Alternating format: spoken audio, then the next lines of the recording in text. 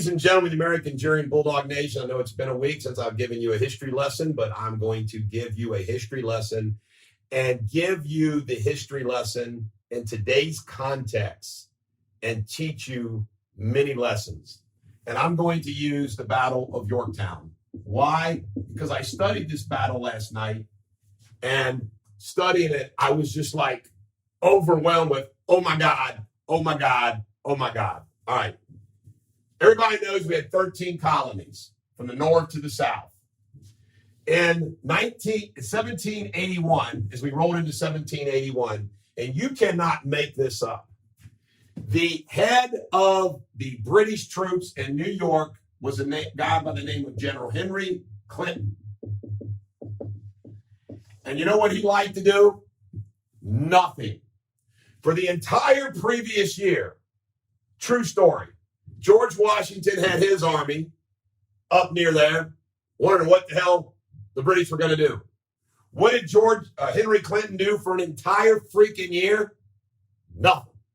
You know why? He was hanging out in New York, loving it, and fooling around. Here's a name you've never heard.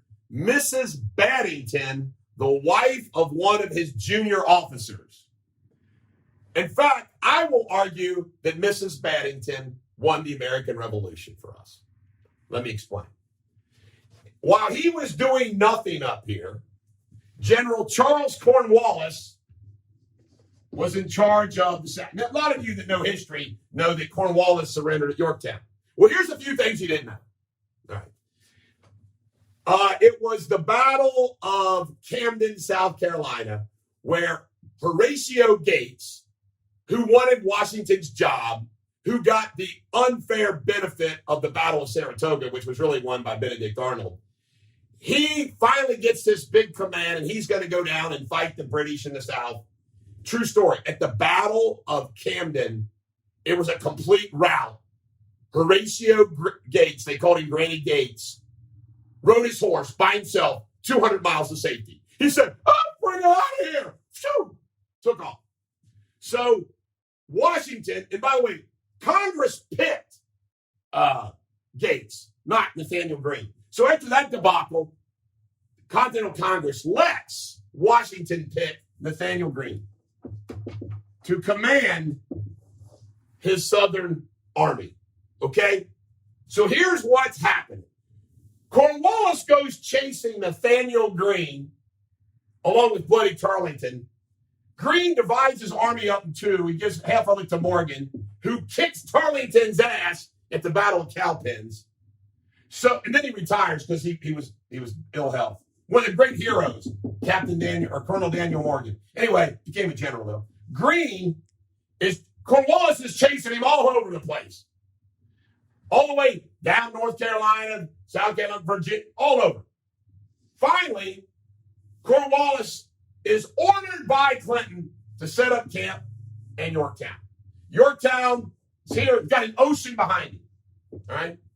Now, Washington has been up in New York. He's thinking, what the hell? What the hell's going on here? He gets word that Cornwallis is setting up camp at Yorktown. Now, here is something that will blow you away. A lot of you all know it. Some of you don't know this. Louis XVI, the King of France. Benjamin Franklin is our ambassador. There are so many people that won this war. Benjamin Franklin is bankrupting France with his requests. $100 million worth of supplies, arms, and everything else, which ends up, now just think about this. Henry XVI finances the American Revolution against the British monarchy because he hates Britain. And it bites him in the ass because he bankrupts his whole country, which leads to the French Revolution and him eventually going to the guillotine. The American Revolution cost Louis XVI his realm. Well, anyway, a couple of years before that, France is all in. They actually came in, I think, after the Battle of Saratoga. So they've got a French fleet down in the West Indies, which is commanded by a guy named de Grasse. The hurricane season is coming in the fall. right? So come July, Washington coordinates this and he says, here's the plan. I'm getting the hell out of New Jersey. I'm coming down to hook up with you, Nathaniel Greene. So they bring, between his troops and Washington troops, 14,000. Cornwallis has 7,000. They come down, they start to see. Meanwhile, he has the grass come up from the West Indies, basically blocks Cornwallis's Navy exit, seals him in by sea. So Cornwallis is sitting here in Yorktown. He's got the French Navy behind him, can't go anywhere, and he's got 14,000. And they start. It's called parallel. They dig these lines, and they keep getting closer and closer bombarding. This lasts from like September through October.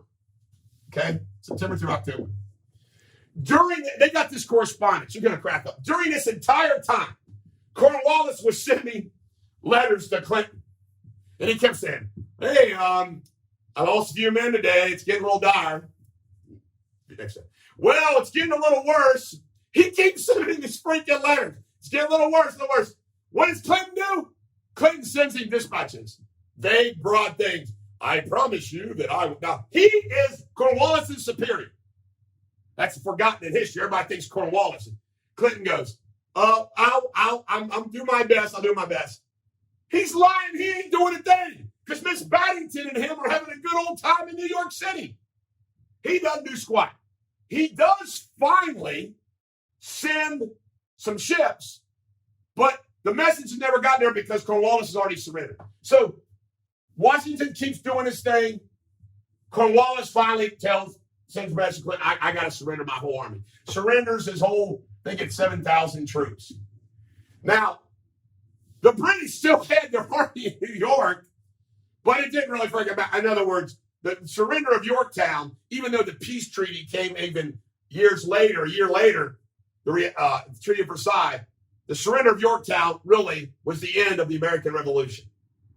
Now, you're sitting there saying, well, you told us a little good history story, but what's the lessons? Here's the freaking lessons. Take action.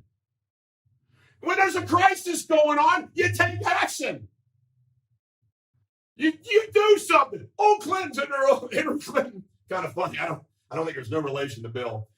Having a good old time. Sounds like Bill Clinton, though, doesn't it? I mean, you do something. Furthermore, communication. You don't promise somebody you're going to do something and you don't freaking do it. 3, everybody needs allies. Everybody. Even the Patriots, George Washington, could not have done this without the French. By the way, when you start hating the French, always remember de grace. And Louis XVI bankrupted his country for us. And patience. You got to have, sometimes you got to have patience. George Washington, what did he do? Why Clinton's having a good time in New York? What did he do? He said, I'm out of here. This is our chance. He took action. Here is something you didn't know. Sad story. Martha had 2 children from her prior marriage, Martha Washington. The youngest one was named Jackie. Looked at George Washington as his dad. Always wanted to join the revolution. Always wanted to fight in the revolution. Washington said, nope. Are you ready for this? On the way down from New Jersey to Yorktown, for the first time in 6 years, Washington stopped off at his house, Mount Vernon. Stops off. Visits Martha. Visits Jackie. While there, Jackie talks him into letting him join up. Washington says, okay. I'll keep you safe. So Jackie goes on the expedition of Yorktown with Washington. Gets a fever in camp. And days after the surrender of Yorktown, dies. Imagine this. While everyone is celebrating, the whole country is celebrating. The commander-in-chief, who didn't see his home for 6 years, who gave everything up to be the head of this expedition against the British, loses his last and only son, well, his last son. And while everybody else is celebrating, he's mourning and crushed. How's that for some life serendipity? Now, those of you that want to start tearing down monuments because they own slaves, you're going to tear down anything connected to George freaking Washington? By the way, I had this debate with my buddy Randy McCaffrey all the time. Who's the greatest president of all time? You know, everybody says Lincoln. No. And I love Lincoln. Nobody's a bigger fan of Lincoln. George Washington's combined military service with this presidency to set the tone, and then him voluntarily leaving the presidency when he could have been king. Oh my God. He is one and only man. And by the way, do you know who else felt the same way? All the other founding fathers. You know, from Benjamin Franklin to Patrick Henry to John Adams to Alexander Hamilton, John, everybody. Washington walked in the room. Hey, don't miss me. He was the man among men. We're going to tear down his memorial. But the lessons in here are just remarkable. Just remarkable. And there's more, but I've forgotten. This is the Bulldog. Every dog has their day. I hope you enjoyed this morning's history lesson.